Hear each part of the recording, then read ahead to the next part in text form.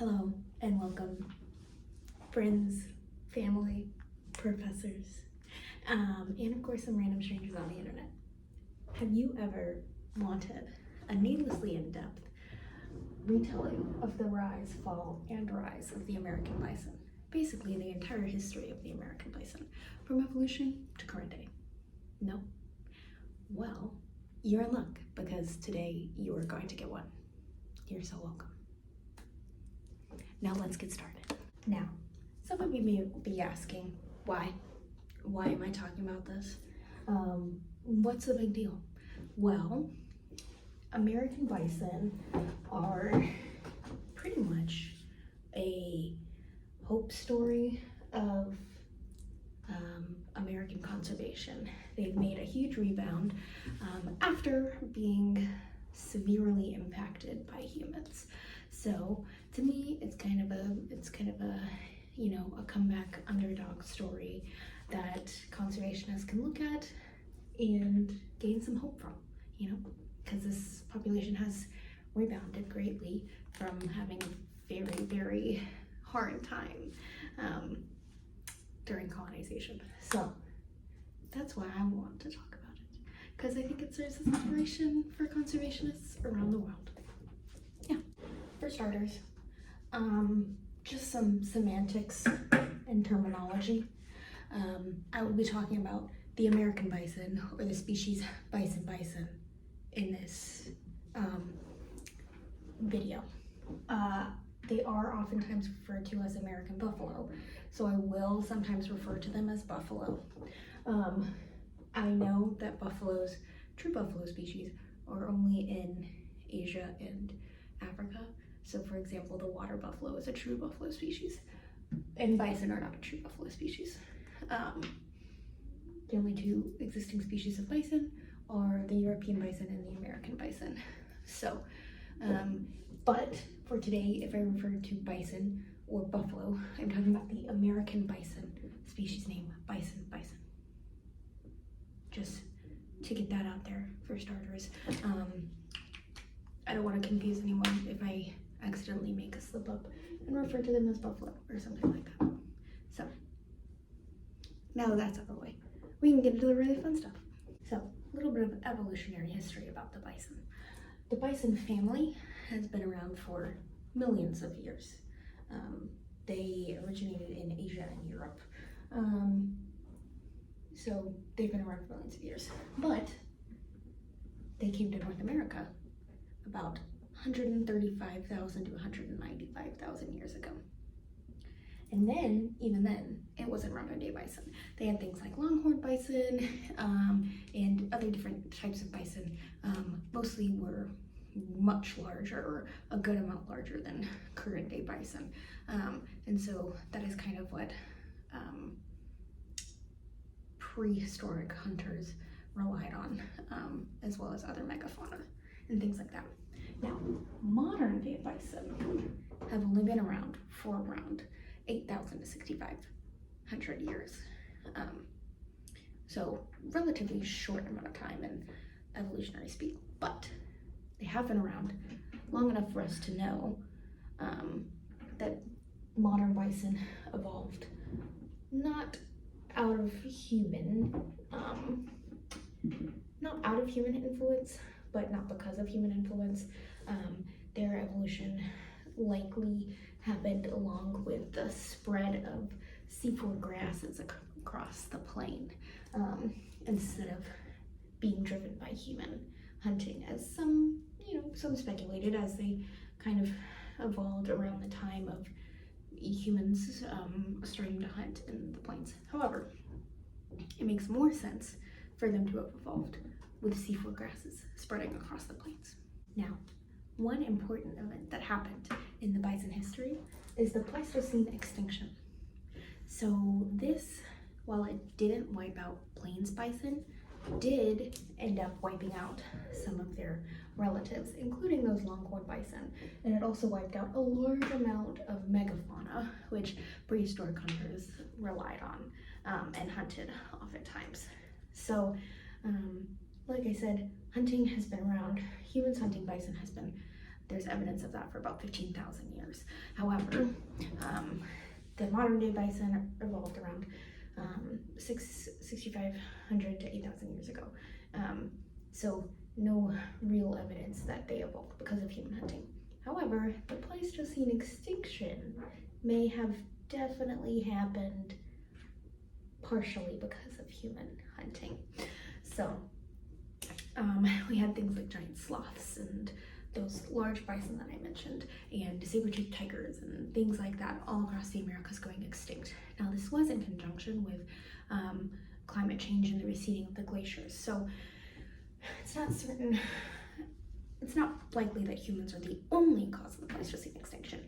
However, they definitely could have played a part in the Pleistocene extinction, because those megafauna have very long lifespans. They don't reproduce very quickly. So humans hunting even just a couple here and there had a pretty big effect on them, especially when they had not many previous predators. So things like the dire wolf had essentially no real predators until humans came along.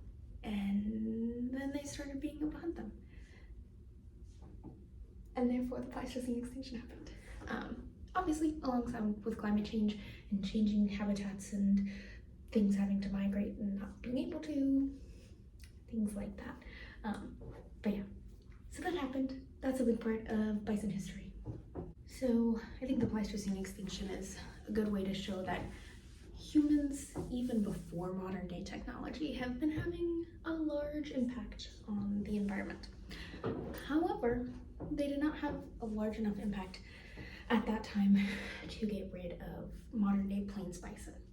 So modern day plains bisons, actually, once all the megafauna was gone and their major predator dire wolves had been eliminated by the Pleistocene extinction, started to just expand all across the plains. And humans also started to expand their niche. And they found very interesting ways of hunting bison. So a category of techniques that they used was called communal killing. And that was, they had a couple different techniques, one of which was cliff herding. If you can't tell that this is a cliff, that's what this is. And so they would find a good cliff. One in particular had smashed in a cliff, and they would herd bison. They would scare bison and herd them and cause them to jump over this cliff. And this would kill dozens to even hundreds of bison at a time. They would also do things like herd them into a narrow canyon or a man-built corral and kill them in there. And so this also killed large numbers of bison. So this would often kill so many that they couldn't use all of it, which combats the common stereotype, I think, that all Native Americans used every part of everything and never let anything go to waste. Yes, they tried to use everything, but with these killing techniques, there was sometimes up to 300 bison that were killed. So there's just no possible way to use every single part of it. And they would use what they could, they preserved the meat, they used the bones, but oftentimes there were whole animals, or at least parts of animals, that went left unused. But these killings would often last tribes, for months and months and months, up to 6 months, I think. So extremely useful to them.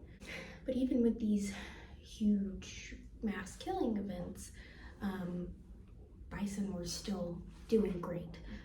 The main reason for bison ebb and flow was actually climate and drought and things like that. So in the wet seasons, you would see a growth of bison and human populations, and in the dry, you would see a kind of shrink back of that.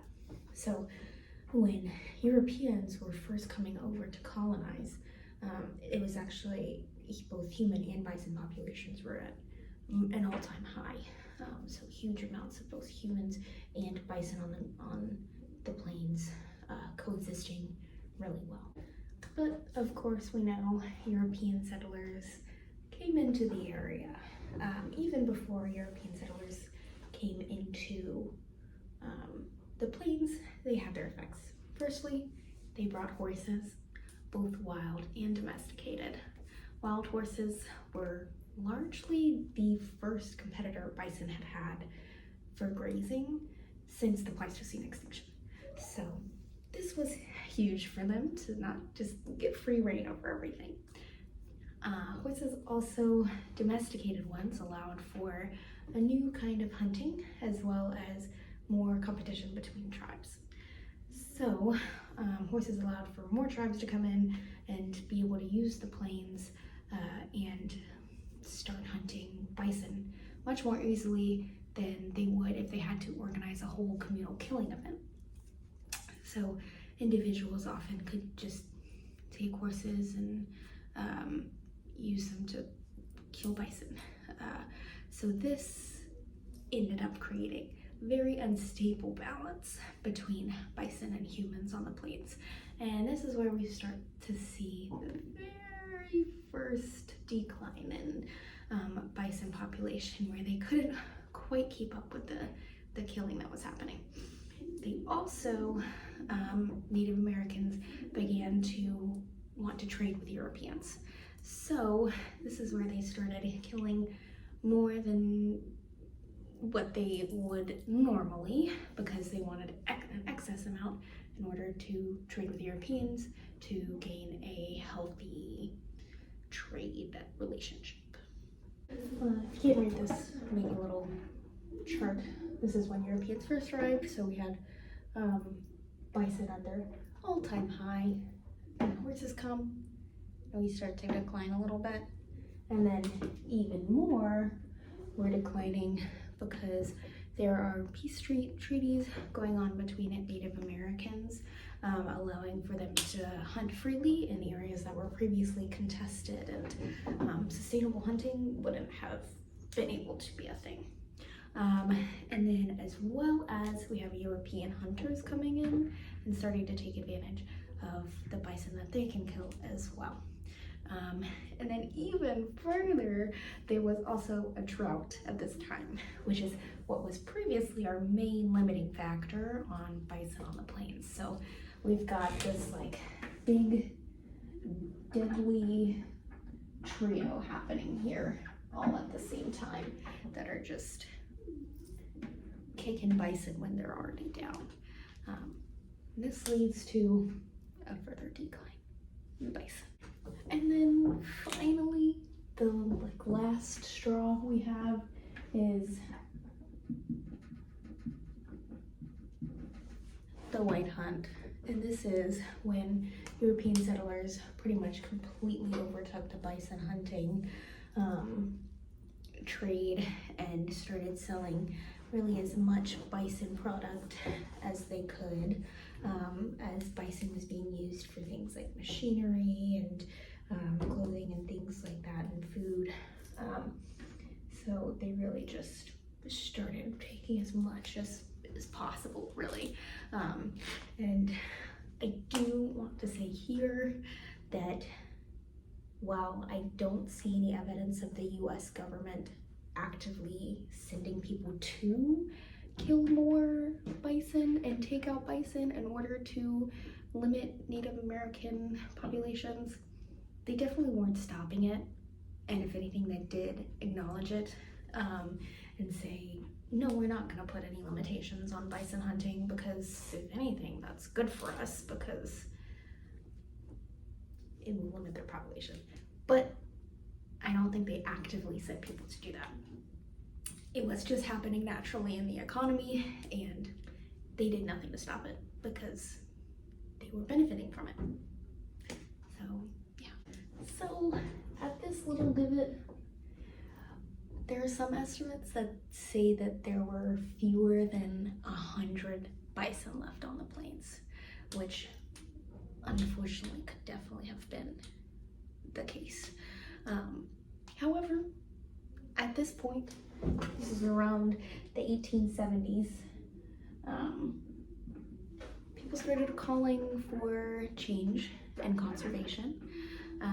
And fortunately, at this time, the American government listened. Now, the native populations had been largely diminished at this point, so they didn't think they were going to make a comeback.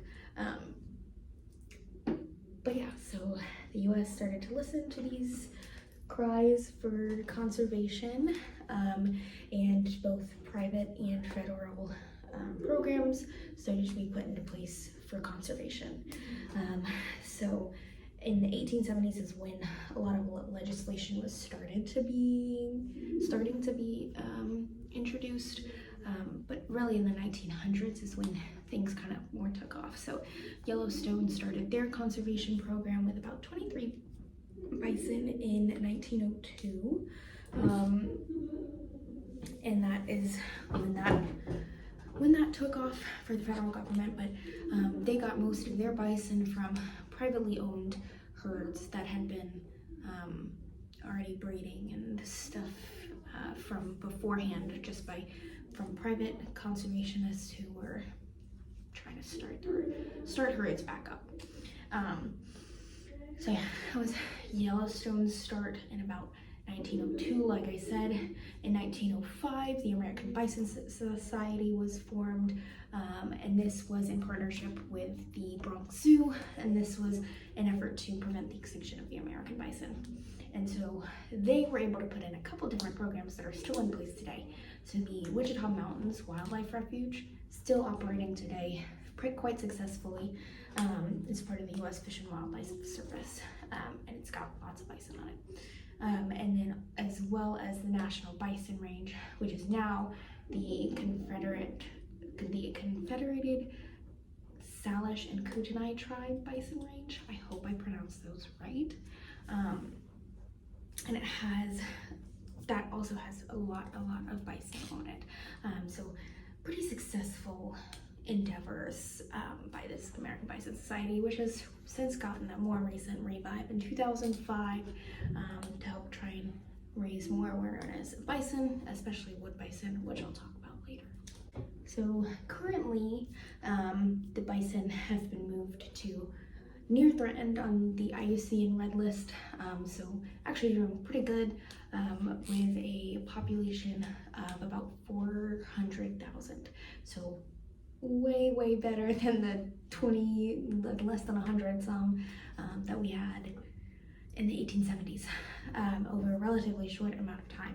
And so the IUCN Red List, they had last evaluated them in 2016 for that, so it could even be better by now. But currently it's estimated that only 31,000 of those are wild bison, with the rest being in captivity of some sort, whether it's livestock or some other, zoos, things like that. And so approximately 20,000 of those are plains bison, which is the more commonly known one, and 11,000-ish are probably wood bison. So plains bison and wood bison are both subspecies of bison, so the American bison. So while the woods bison is not labeled under the IUCN Red List at all because it's a subspecies, it is labeled as near endangered by the U.S. Fish and Wildlife Services. So it does have protection, it's been moved from endangered to threatened by the U.S. Fish and Wildlife Services. So it does have protections on by the Endangered Species Act still, by the U.S., which is good. But the plains bison is not on the Endangered Species Act for the U.S., so they're seen as a much more stable population as opposed to the wood bison, who were thought to have gone extinct through hybridization between plains bison and woods bison. However, they did discover that there was a stable population of about 200 woods bison at first, up in Canada and Alaska. But now that group is undergoing a conservation project mainly by the Alaskan Wildlife Conservation Center that has successfully increased their population and re-released about 200 more back into the wild. So that's, going pretty successfully for the wood bison as well. So both plains and wood bisons on the increase. Plains are doing better than wood bison right now, but they're both on the up and coming. So continuing on some current efforts, there's been a lot more focus on genetic diversity and maintaining that. So the majority of herds that we have today come from just 7 initial herds. So the genetic diversity was not that great to begin with. However, they are still finding that there are significant genetic differences between herds that they can see. So they're working on things like cryopreservation and things like that to maintain genetic diversity. Livestock owners of cattle also maintain genetic diversity through bull replacement. So they make sure that not all of their calves are from the same bull, and that will prevent inbreeding and things like that. So unfortunately they are very vulnerable to things like genetic drift, bottlenecking, and the founder effect currently, but we're working on making sure that we have backups of genetic information in order to prevent anything too bad from happening to these populations. There are also other efforts being made to currently maintain bison populations, one of which being habitat preservation. So things like wildlife refuges and things like that are in place to help conserve bison populations. Bison also have a strong connection with fire, so it's been shown that bison graze more on areas that have been recently burned. So there are efforts to increase prescribed burns in areas that bison are in.